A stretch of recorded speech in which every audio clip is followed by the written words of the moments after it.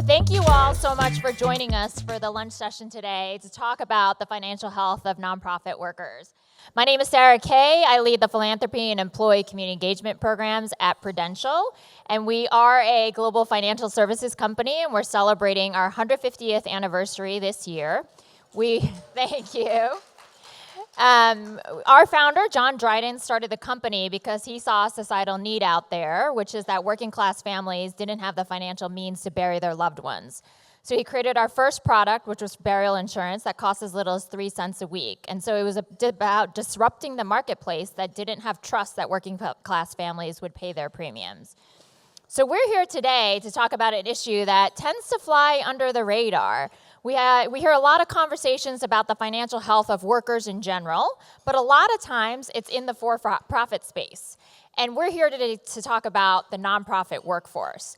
And so before we get started on all that, I just wanted to get a sense of who is in the room. If you are a nonprofit organization, can you raise your hand or work at a nonprofit? Great. If you are a funder, whether you're private or corporate giving, can you raise your hand? If you are a fintech, can you raise your hand? And if you are a government policy advocacy organization, can you raise your hand? Okay, great. So we have a good mix of individuals in this room. So a couple of things that I wanted to share with you all. You may all know this, given that more than half the room is from the nonprofit workforce, is that the nonprofit sector is the third largest workforce in this country. It's more than construction, finance, technology. It's a huge workforce. And yet so many of them in the workforce are financially vulnerable. We know that they're oftentimes one emergency away, whether it's a medical crisis or a paycheck that they're missing, from being actually the people that they're much serving. And so when we're trying to create vibrant communities and whether they're the backbones of progress in this country, if they themselves are financially insecure, what does that mean for the people that they're serving and helping to drive progress in this country? So we have two special guests with us today. We have Jeff Moore, who's the Chief Strategy Officer at Independent Sector, and then Lisa Birdie, who's the Director of Research at the Financial Health Network. And both have embarked on really interesting research that's specifically looking at the financial health of the nonprofit workforce. And we're looking at it from two lenses of the individual themselves, but then also what are the benefits that nonprofit organizations are providing, and how does that compare to other industries? So, given that we do have majority nonprofit organizations, I want to first start with you, Jeff. Independent Sector is a membership organization of nonprofits, philanthropic institutions, and corporations. Can you just first give us the lay of the land on where are nonprofits right now? What are the challenges that they're facing? Sure. First of all, happy to be here. And I'm actually going to start with a couple of questions, raise of hands as well. So Sarah's already asked one question, right, about where we rank in terms of size of employers. So, oftentimes the nonprofit sector and its workforce, we're thought of as do-gooder volunteers. I mean, you would be amazed, or maybe not, the number of people I've spoken to in very high positions in government who kind of assume we're all volunteers. Third largest employer of the private workforce in the country. How many nonprofit employees do you think there are in the country? Just shout it out. I'll see if I hear it, the right number. Not quite 20. Very close, about 14 million. Sorry I'm not carrying any prizes. And about how many of them are women? Two-thirds women. And last one, how much of the gross domestic product of the country are we responsible for? Sorry? No, lower than 13. That'd be great. It may be 13%, but that's not what we see with the government data that we get. It's somewhere between 5 and 6%. If we had better data, we think it might be closer to about 10. So independent sector, as Sarah said, we are a trade association, membership trade association representing both the grant-making and the grant-seeking organizations that make up the charitable nonprofit sector. And the North Star for us, like all of you in this room who are nonprofits in one way or another, right, we are all pointed at the same thing. Otherwise, we wouldn't be eligible for C status. We're trying to move the nation in a direction where all people can thrive. Some way, shape, or form. Could be through faith-based organizations, the arts, et cetera, right? No one individual organization here able to do that on their own, but as the sector as a whole, we have a massive role to play in getting to that place. Therefore, we have to know that our sector is three things. It is healthy, it is trusted by the American public, and it is moving about the world in ways that are advancing equity within our own workforce and equitable outcomes in our communities. Those are the three things that we believe are the keys. So when we talk about health as independent sector, when we talk about the health of our sector, we're looking through four kind of diagnostic lenses. And this is not rocket science, and it's not the only sort of framework out there. But we look first at the financial health, how robust financially is any one given organization. Secondly, we look at the vitality of the workforce, right? We're going to spend most of our time talking about that. Third, we look at trust and governance. To what extent are nonprofits trusted by the American public and well-governed? And fourth and finally, and often overlooked, making sure that nonprofits are informed and engaged public policy advocates as they're allowed by the law. So in answer to the question about how healthy are we, how healthy is our workforce, the answer in a word is we're in pretty tough shape. We spend a lot of time listening across the country, and not a surprise to people in this room, we're flat out exhausted. And folks will say it was COVID, but the reality is actually our workforce never really recovered from the financial crisis of 2008. So it has been compounding problem on top of problem. Right back to you, Jeff. So you've been doing some great research working with United for Alice. I don't know if everybody knows what Alice means. I'd love for you to unpack that, but then also share what have been some of the findings on why nonprofit workers are financially unhealthy right now. So again, by show of hands, who knows Alice? That's great. That's more than normally get when I would ask this question. So United for Alice, Alice standing for asset limited, income constrained, and employed, right? This is really a methodology, a research methodology, was developed out of the United Way of Northern New Jersey that historically was used to look at categories of workers in the American workforce. So let's say veterans.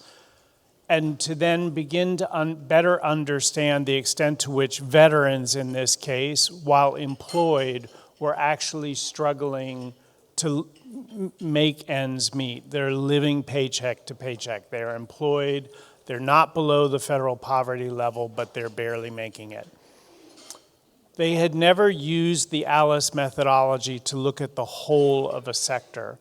And so about 2 years ago, we started talking to the United for Alice team, which is an amazing team of leaders, and asked them to turn the methodology for the first time on an entire sector, which is what they did. And we released that study. A quick summary of that, some of the findings, is on the table where you're sitting, and encourage you to get on the IS website for a deeper dive into the full report. But the headlines are that more than 1 in 5, about 22% of our workforce, right, is an Alice worker. So they are fully employed, but they are struggling and oftentimes are in desperate need of the services that they're charged to provide to their communities. If you back eds and meds out of the equation, the number goes up dramatically. And the numbers are higher in the arts and in the social services in particular. And just one or two other quick facts. So not, again, surprisingly, Black and Hispanic workers in the nonprofit workforce are far more likely to be ALICE workers than others. Over half of single parents in the workforce are ALICE. So those are a few quick findings. We can talk to some of the answers to that as we get on. Great. Well, Lisa, let's bring you in. We've been working together over the last year on a new study that you all are doing on the financial health of nonprofit workers, and there's a handout on your table as well. What have been some of the interesting things that you've found? So I think our work really complements the work that you all are doing at Independent Sector and the work that you've been doing, sort of investigating the ALICE workforce within the nonprofit sector. I want to just also take a step back too around why Financial Health Network is really invested in thinking about this part of the workforce. And I think as folks who are invested in the financial health movement, we see employment as a really key component, and critically as a really important leverage point to financial health. And as hopefully we're making the case to you all, focusing on nonprofit employers is a really, really important lens as we think about a really key segment and sector who can impact financial health across the country. So that's why one of the reasons why we were so excited to take on this project with the support of Sarah and her team. And so we had, two, I would say, major research questions. One, I think, again, really complementing the work that Jeff and his team are doing, which is, what is the financial health within the nonprofit sector? And then two, what are the workplace benefits that folks have access to, and what are they using? So those were the two key guiding questions. And, I think, again, as we've been talking about, the nonprofit sector is one incredibly diverse. It includes very large organizations. It also includes incredibly small organizations. It is a vastly diverse sector. And what we see is that financial health also is really diverse within the sector. And we actually see just as much variability in terms of worker financial health in the nonprofit sector as we do in the private for-profit sector. And so if we think about sort of the spectrum of jobs that are available and then what the financial health that they're supporting, we really see just as much diversity and disparities in the nonprofit sector as we do in the for-profit sector. So, when we've been uncovering these and digging into the data and digging into the findings, we're really seeing that there's just this divergence. We really see that it's a tale of two workforces. We see that workers at really small nonprofits are much more often financially vulnerable than workers at larger nonprofits. And we also see that there's diversity in terms of the industry that folks are in. Jeff mentioned that eds and meds, so we think about sort of universities and colleges, nonprofit universities and colleges, and then nonprofit hospitals as quite distinct organizations. They are nonprofit employers, and the financial health of their workers looks really different than what we see at other nonprofits. And workers at those larger institutions, at those universities and those hospitals are much more often financially healthy than those at other nonprofits. And so I think, the key that we're really finding is that this is a really heterogeneous sector, and that we need to be really specific about when we're talking about where there are pockets of vulnerability and then the opportunities to support folks. I'd like to just, add a couple of things that we continue to learn about where those vulnerabilities are most real for the workforce. And, to Lisa's point, it is hard to think about the nonprofit workforce sometimes as one workforce because it is so dramatically different from, like I said, eds and meds to the smallest of community-based organizations. It might be an organization of 2 people, 3 people. And, at the end of the day, when we think about what it is that we want for that workforce, right, if you're working in this space, in whatever capacity, in whatever subsector of the charitable nonprofit sector, we really want to make sure that you are having the opportunity not only to earn a living wage, but also to build some measure of wealth, right? And that just is not happening. So one of the things that small nonprofit employers in particular are really struggling with is offering retirement plans, right? And maybe we'll talk about policy prescriptions in a little while, but again, thanks to the support of Prudential, we have been looking very hard at policy prescriptions, federal policy prescriptions, that would provide tax credit parity for profit employers, as you may know, small employers, if they go to the effort to stand up a retirement program for their employees, they're eligible for a tax credit for the administrative costs of starting that program up. Not true for nonprofits. There are about 6 or 7 of these credits that our for-profit counterparts are eligible for, and we are not. So that's one of the things that we are trying to change. But in addition to retirement, access to childcare is a major driver. And again, 2/3 of the workforce being women.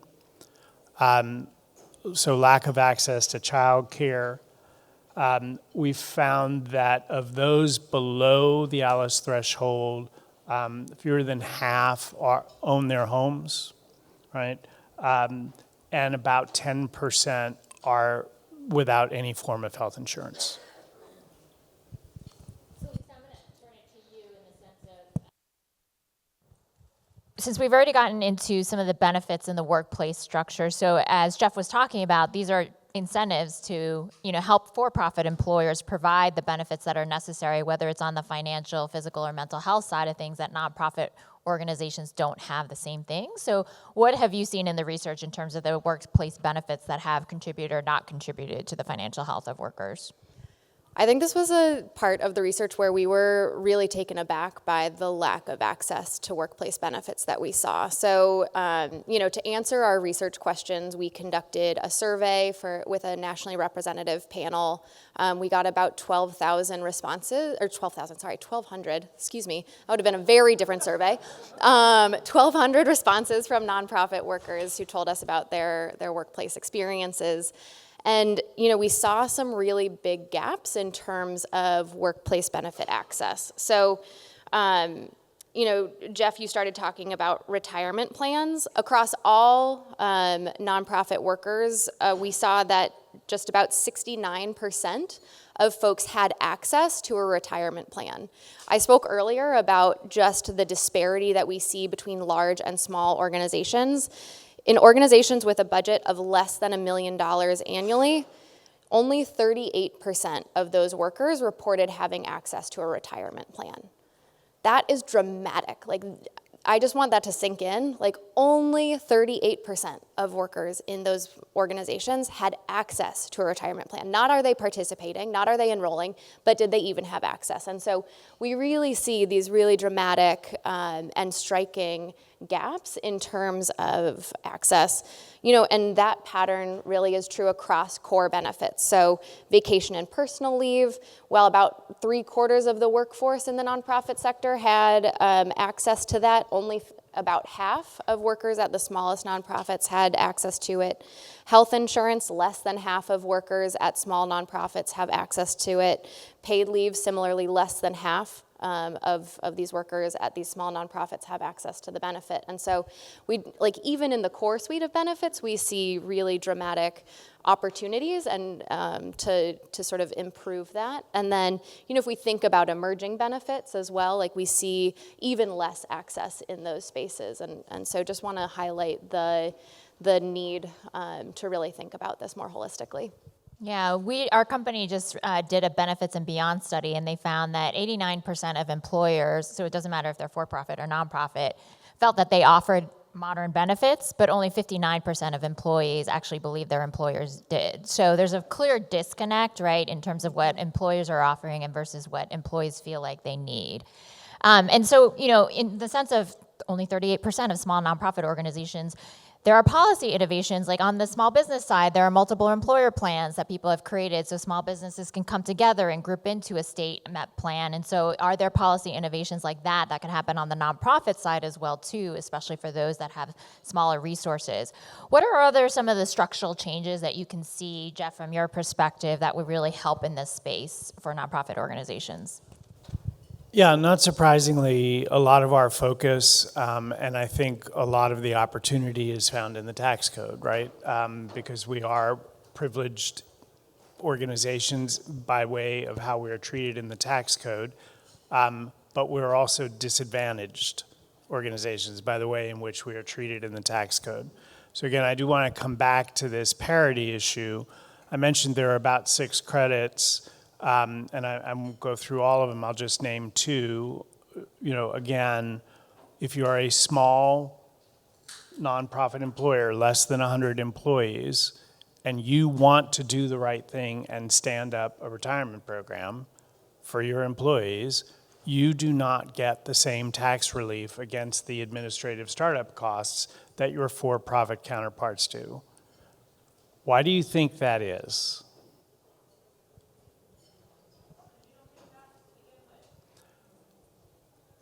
That's the answer. We don't pay income tax, but we pay a massive amount, in excess of $65 billion a year, in payroll tax.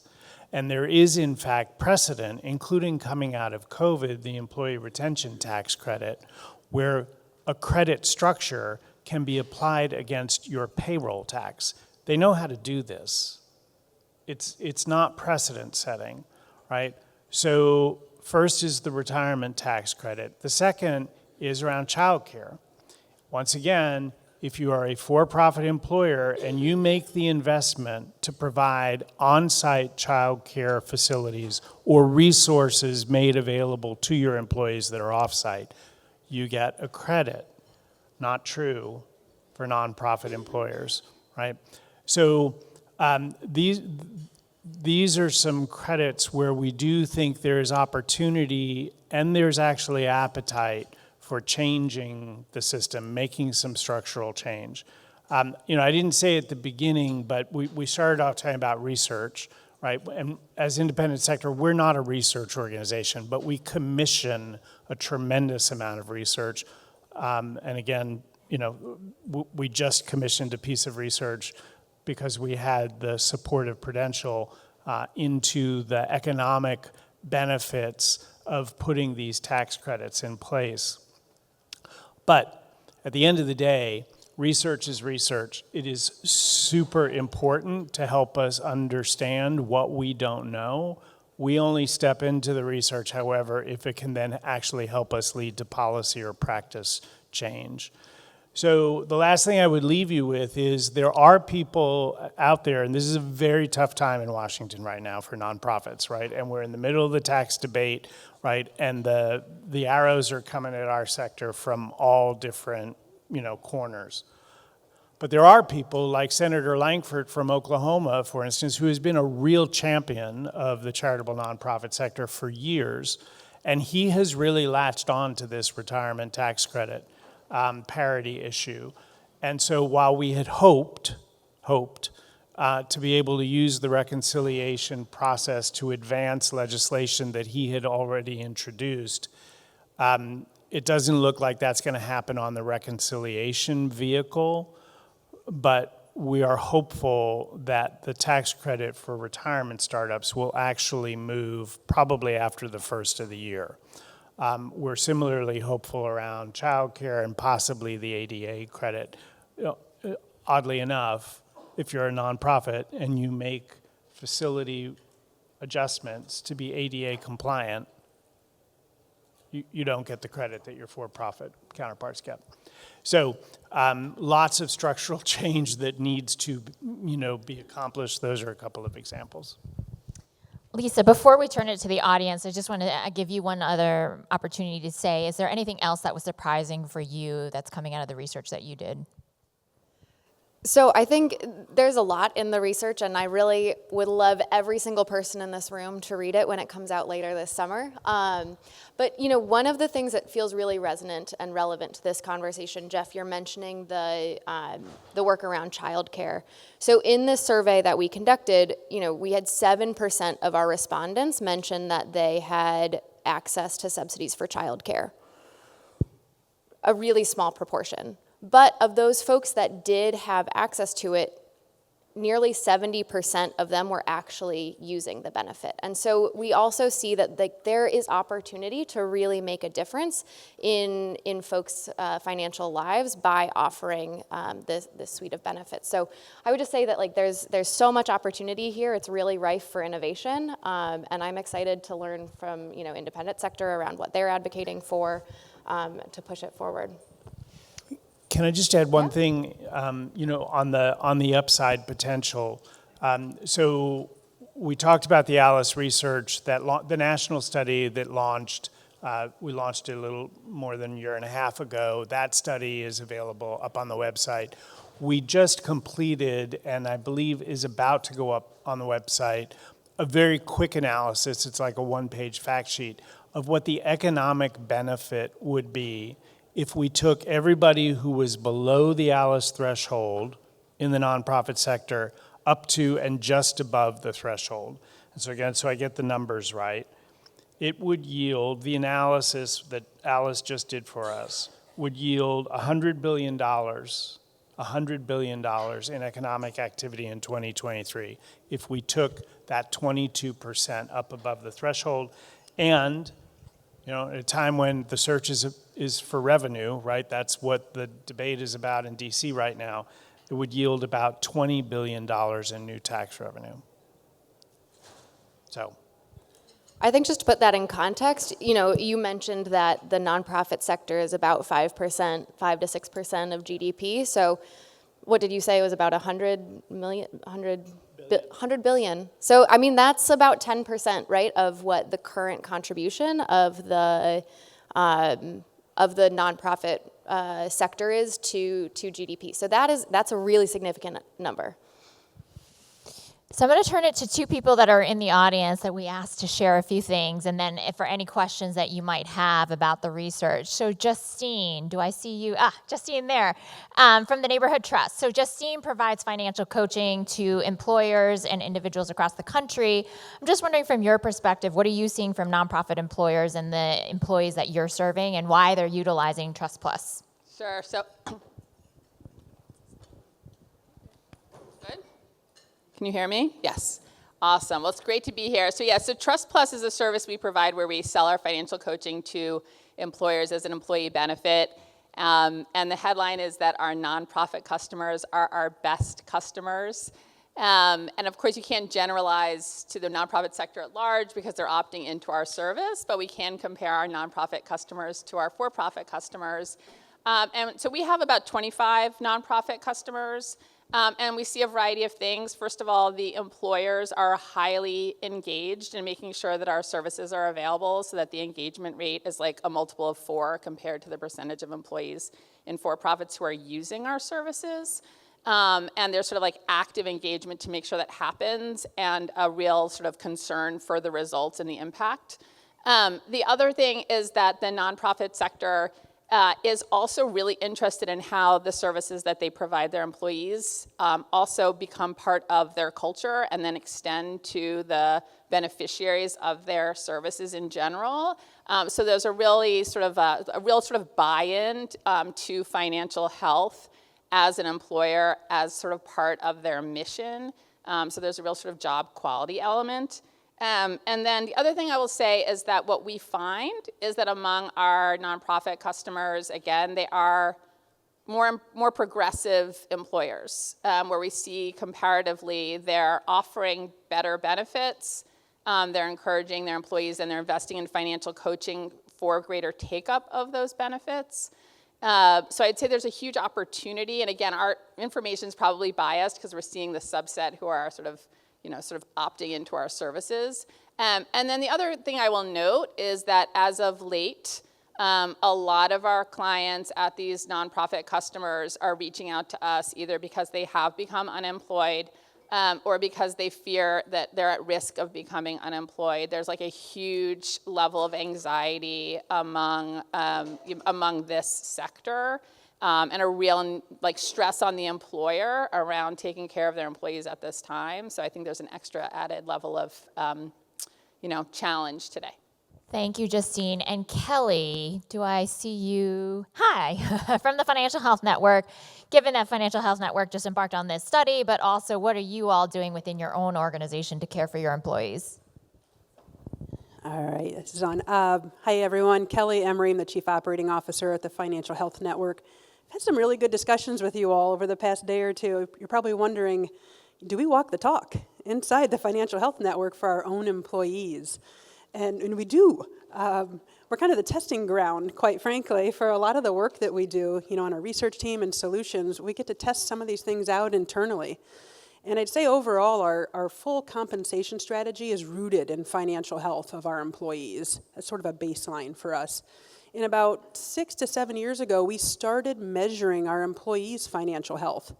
So using the 8 FinHealth score questions that are on our website. You can get a license agreement if you want to talk about how you can get access to our FinHealth score questions. Reach out afterwards, come and talk to me. But we've been surveying our employees now for several years, and what we learned in 2019 with our employee base at the time, it was clear that our employees, there was a gap in savings for our employees, especially savings around $1,000 a year. They didn't have an emergency cushion. That was one theme that emerged from our survey that year, and another theme was a lot of our employees were saddled with student loan debt. And so we decided to commit $1,000 a year as a new benefit to our employees to pick an option of either an emergency savings account, where we would deposit $1,000 in each employee's in a separate emergency savings account for each of our employees every year that they're employed with us, or they can pick an option for $1,000 for student loan debt repayment. So we initiated that at the end of 2019. That employee benefit still exists today. So for example, I've been at the company for 5 years. I elected the emergency savings account option, like most of our employees, quite frankly, have gone in that direction. And I have a little over $5,000 sitting in an emergency savings account that I haven't touched. And I mainly haven't touched it because it's sitting in a separate account than my checking account. That's a really important design, I think, for us.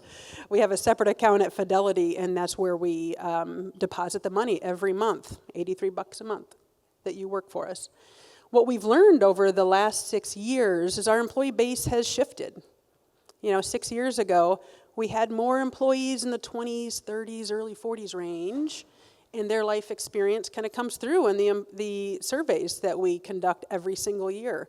And today it looks a little bit different. Employees aren't reporting as much student loan debt as they did 6 years ago for a whole host of reasons. And so almost all of our employees are sitting in an emergency savings account, employee benefit, and almost none are sitting in a student loan repayment. So we're about to conduct our next FinHealth score survey for our employees in the next few weeks.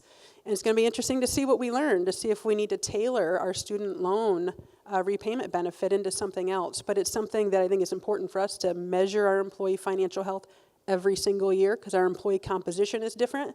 Employee needs change from year to year. And that's a way that we stay informed as to what our employee financial health looks like and how we can modify or tweak our employee benefits accordingly. Great. Thanks, Kelly. So anyone here either want to share their experience as an employee of a nonprofit organization, as an employer, or also have any questions for Jeff or Kelly on the research? So I'm Ellen Seidman. I'm on the board of the Prudential Health Network, and I have an unfair question for Jeff. You represent both sides. You represent the nonprofit entities. You represent the foundations and others who give to the nonprofit entities. For years, the donors were into, oh no, you've got to have low administrative expenses. Every penny has to go to the beneficiaries. Every penny has to go to the programs.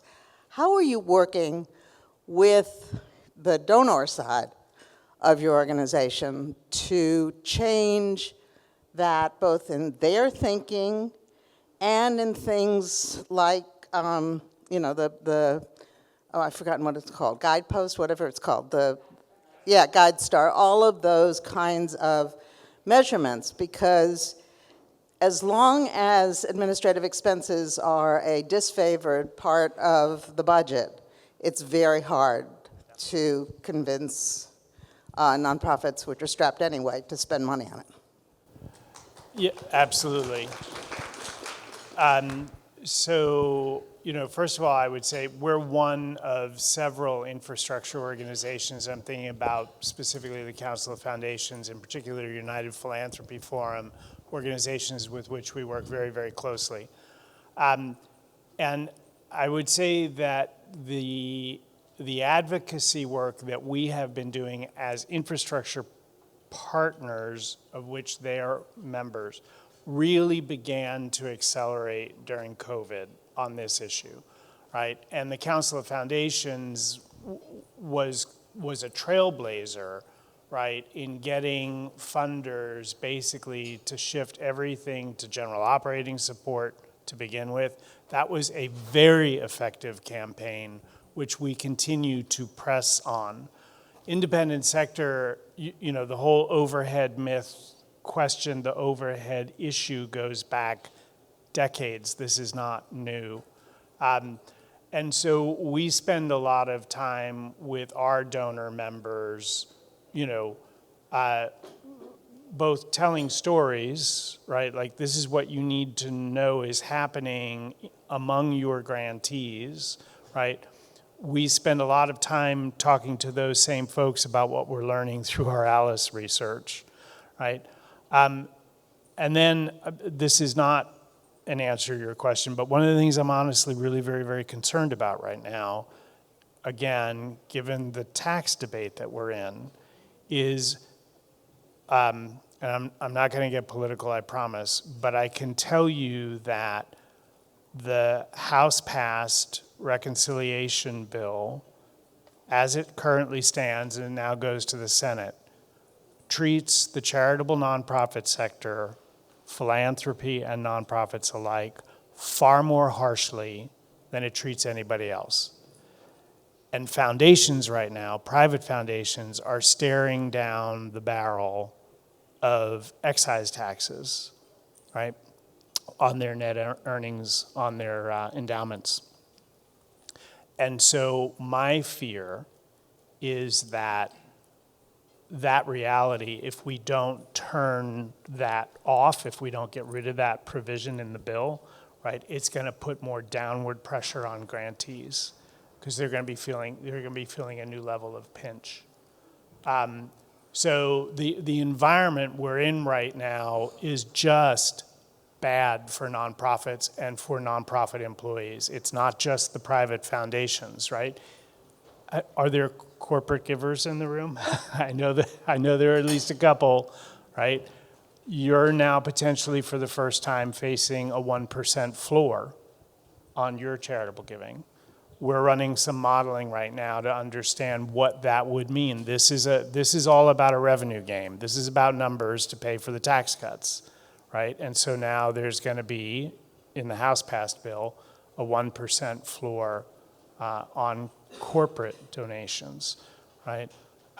There's an overall cap on itemized deductions. It brings the cap brings it down from, I think it's currently 37%, drops it down to 35, right?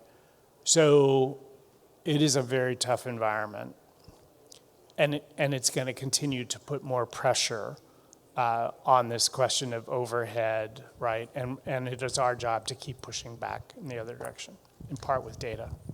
If I can add, if any of you have not watched that documentary Uncharitable, I highly recommend it. It's the one with Dan Pallotta. He has a TED Talk, but it essentially talks about how there's two rules of law for for-profit organizations and nonprofits, and how we are governed by the sense that for-profit people who create video games or fast food chains can make lots of money, but people on the nonprofit side who are trying to solve poverty or to eradicate measles or anything like that are shunned upon if they have high salaries or benefits. And this is, so the studies that we have supported with both Financial Health Network and independent sector is our first foray to get the data out there, and it's specifically for funders. So right now we're in the room with you all, but we will be taking this to the funding community as well too, to say, this is the situation. You're asking your nonprofits, our grantees, to do a certain amount of work, but you're not looking at what's happening in the organization and whether the organization itself is healthy enough to sustain that work.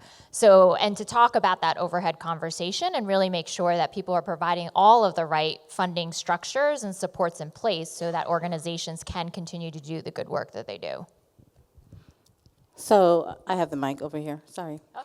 So I'm Charlene Brown, and I'm with Friedman Ayers Foundation, and we support Black and underserved farmers. One of the things that we've seen since January is that the ag sector has gotten hit really hard, and that particularly impacts small, medium-sized farms, many of which are owned by people of color.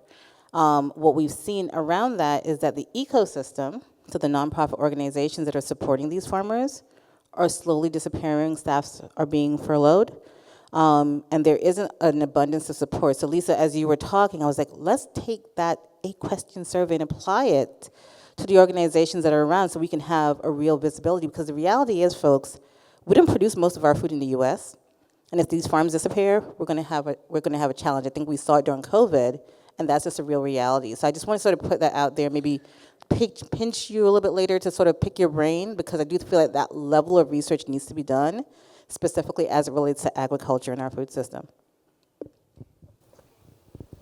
I think one of the points that you're raising too is how integrated so many of these organizations are into our communities, and how much of it is place-based and how much of it is really the wraparound services that we have decided as a community are important. And I think that it's so interconnected, and there's so many ways in which this challenge is going to manifest for folks who are not even connected to the nonprofit sector. So I really appreciate you raising that, and I think there's huge equity questions here as well in terms of who is getting the most impacted and where folks are feeling the biggest impact. So I really appreciate you elevating that. Can I also just say, there's a lot of bad news, and it's always kind of depressing to end on the bad news, right? It's real. It's real. We can't get around it. But there are things that we can do, right? And so now more than ever, and it's always hard in bad times to think about one more thing that a nonprofit organization has to do. But if you're ever going to do it, this is the time you need to be using your voice as advocates. The changes we've been talking about, they don't happen by themselves. They just don't.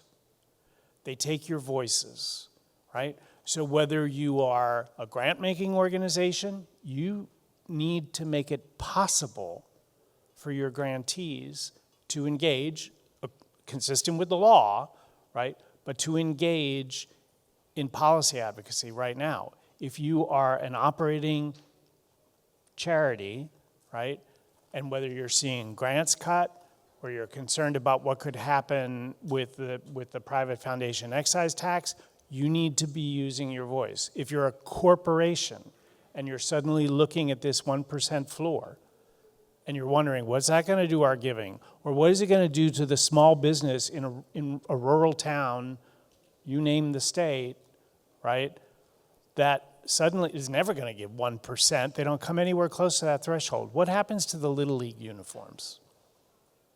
you need to use your voice. We've all got it. The other thing that I'll add, yes, to what Jeff said is, for those of you who may be familiar with the job quality work, we've been supporting increasing and improving job quality for employers for almost a decade. And I always say COVID was the inflection point for that movement, because people saw that despite the fact that people had working jobs, they were still online for food banks because they didn't have the support systems in place. But that was solely focused on the for-profit industry, right? And so how do we make sure that the nonprofit sector, which is the third largest workforce in this country, is having the same kind of conversations about how do you improve job quality? How do we make sure that nonprofit employees are getting the right benefits? And that takes at every single level: the research, the data, the policy, the advocacy, the workers, the employers, the funding community, and how you can all come together around this issue area. Any last thoughts that you guys want to add before we close? This has been great. No, I appreciate the conversation, and thanks for the opportunity to speak with all of you today. Likewise, thank you. I did my little preaching from the soapbox about using your voice, so I'll end there. Great. Thank you guys so much. Appreciate it. And thank you, Jeff and Lisa.